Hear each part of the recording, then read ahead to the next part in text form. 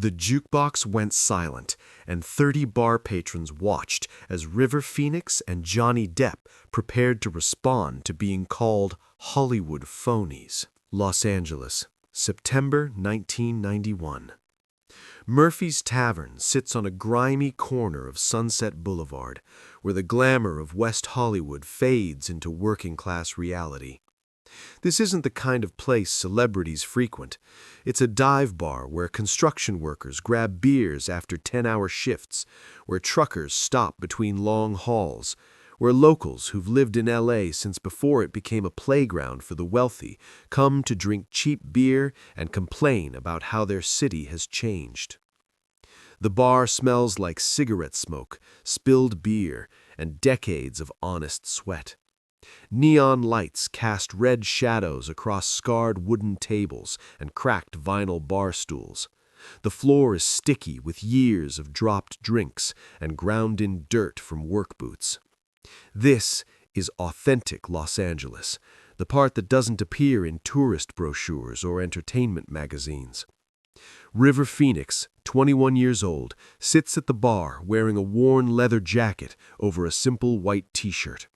His blonde hair is slightly messy, uncombed in a way that suggests he's not trying to impress anyone tonight.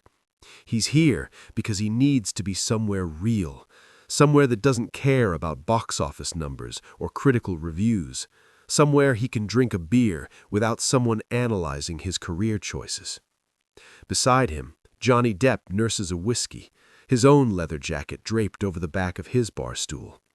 At 28, Johnny carries himself with the quiet intensity of someone who understands the difference between image and reality, who values authenticity over performance. They're not here as celebrities. They're here as two friends trying to escape the suffocating artificiality of Hollywood's success. It's good to be somewhere that doesn't give a damn about the entertainment industry, River says quietly, taking a sip of his beer and looking around at the genuine working-class atmosphere. Yeah, Johnny agrees, watching a group of construction workers argue about baseball scores at a nearby table. Real people with real problems. Makes everything else seem pretty shallow. They've been coming to Murphy's for months, always late at night, when the bar is mostly empty except for locals who work honest jobs and don't care about movie stars or television shows.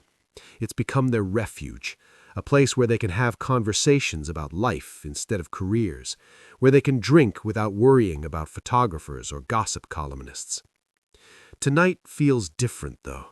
The bar is more crowded than usual, filled with men who finished long shifts and want nothing more than cold beer and peaceful conversation. There's an edge in the air, a tension that comes from economic frustration and cultural resentment that's been building for years. Los Angeles has been changing rapidly, becoming more expensive, more exclusive, more focused on entertainment industry wealth, while working-class neighborhoods get pushed further from the city center. The locals who remain feel increasingly displaced by a culture that celebrates people who make millions pretending to be someone else.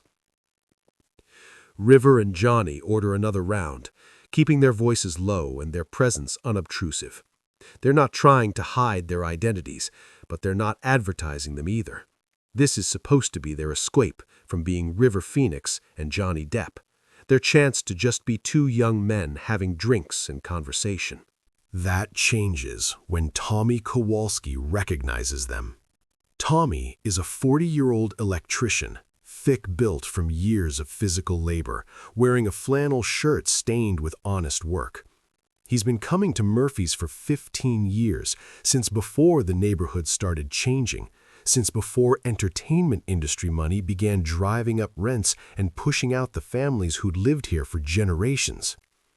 Tommy has been drinking steadily for 2 hours, nursing his frustrations about layoffs at the construction site, about his rent increasing again, about watching his neighborhood transform into something he no longer recognizes.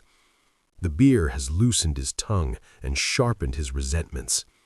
He approaches the bar where River and Johnny are sitting, his work boots heavy on the sticky floor. Other patrons notice his movement, sensing something about to happen. The bartender, a grizzled man named Pete who's worked at Murphy's for 20 years, looks up from washing glasses with mild concern. "Well, well," Tommy says loudly enough for half the bar to hear. "Look what we got here tonight. Couple of movie stars slumming it with the regular folks." River and Johnny turn slightly, acknowledging Tommy's presence without hostility.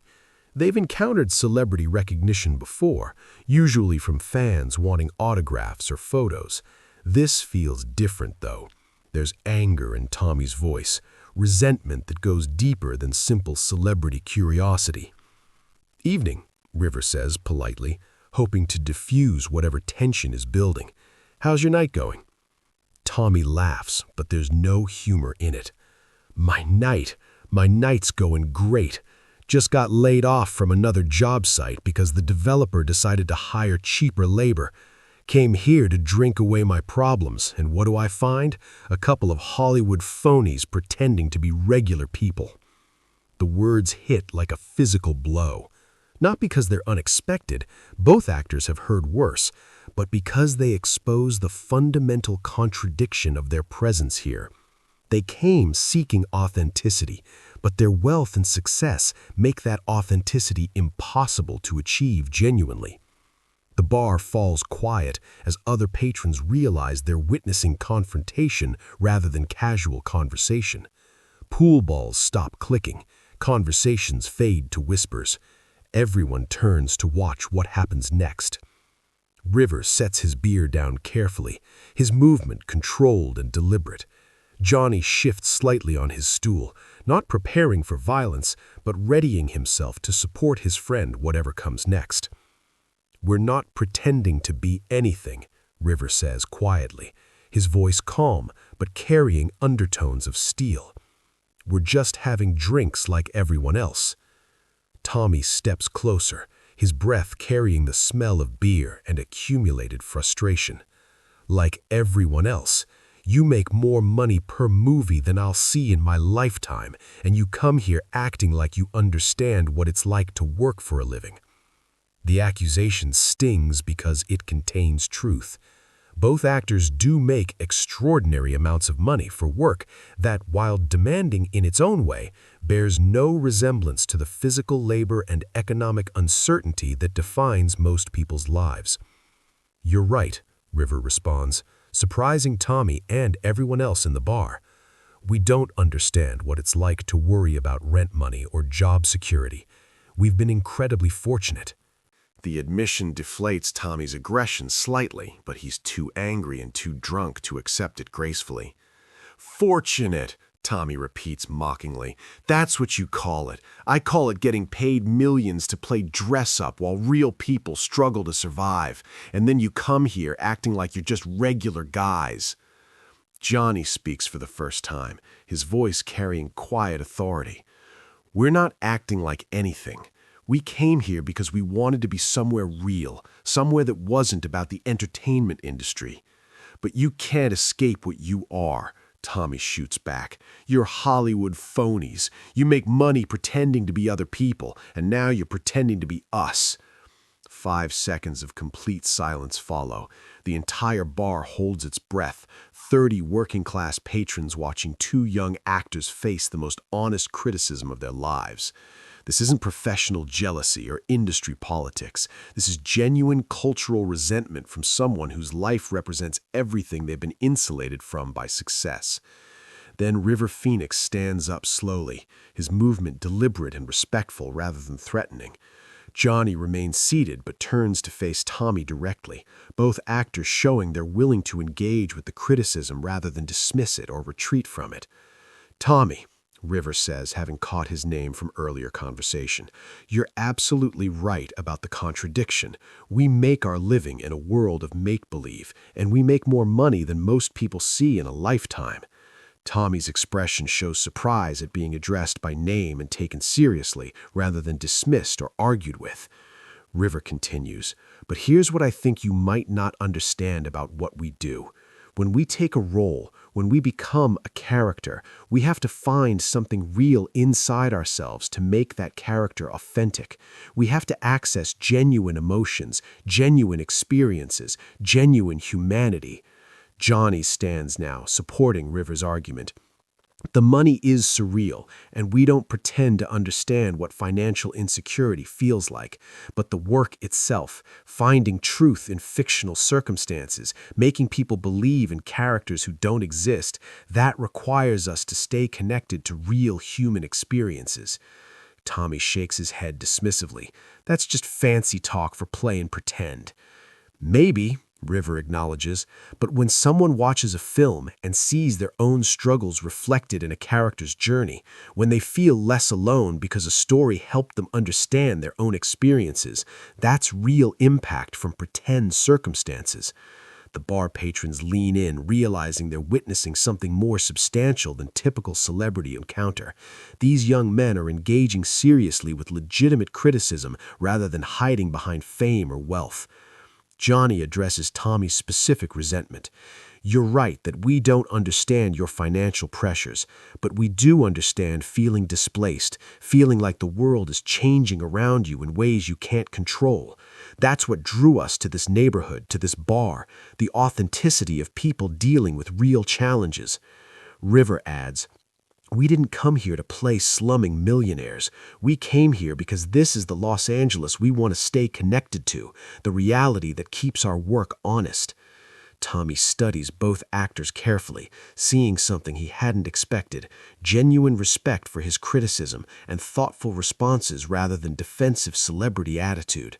So, you're saying your job is real, even though it's make-believe? Tommy asks, his hostility diminishing but skepticism remaining. I'm saying that all work that serves people has value, River responds. Your electrical work keeps people safe and comfortable. Our acting work helps people understand themselves and each other. Different kinds of service, but both legitimate. Johnny pulls out his wallet, but not ostentatiously. He places several $20 bills on the bar. Next round's on us, for everyone here. Not because we're trying to show off, but because we appreciate being able to have this conversation without it turning into something ugly. The gesture transforms the atmosphere completely. Bar patrons who had been watching with hostility or curiosity now nod appreciatively. Pete the bartender starts pulling beers for everyone, and conversations gradually resume. Tommy accepts a fresh beer, shaking his head with grudging respect. I still think you're overpaid for what you do. River grins. We absolutely are, but we're trying to use that privilege responsibly. How? Tommy challenges. Johnny explains, we choose projects that say something meaningful, that don't just entertain, but help people think about important issues. We support causes that help working families. We try not to waste the platform we've been given. The evening continues with genuine conversation between Hollywood actors and working-class locals. River and Johnny learn about construction industry challenges, about neighborhood changes, about the reality of economic uncertainty. Tommy and other patrons learn about the pressures of celebrity, about choosing roles that balance artistic integrity with commercial demands. When they finally leave Murphy's around midnight, something has changed. They're no longer celebrities seeking authenticity or locals resenting Hollywood intrusion. They're people who found common ground despite obvious differences in wealth and lifestyle. Tommy shakes hands with both actors as they prepare to leave. You're still overpaid, he says with a slight smile, but you're not phonies. River laughs. That might be the best review we've ever gotten. Years later, after River's death, Tommy tells people about the night he called River Phoenix and Johnny Depp Hollywood phonies, and they responded with respect and honesty rather than celebrity attitude. They could have dismissed me or walked away, Tommy says. Instead, they treated my criticism like it mattered and proved they understood more about real life than I gave them credit for. The encounter becomes part of Murphy's Tavern legend, the night two movie stars earned respect from working-class locals, not by pretending to be something they weren't, but by honestly acknowledging what they were while demonstrating genuine respect for different kinds of life experience. 5 seconds in a dive bar in 1991. One moment when Hollywood wealth met working-class resentment and both sides chose understanding over hostility. One conversation that proved authenticity isn't about pretending to be something you're not. It's about being honest about what you are while respecting what others are. The night that showed real connection can exist across economic divides when people choose respect and honesty over defensiveness and prejudice.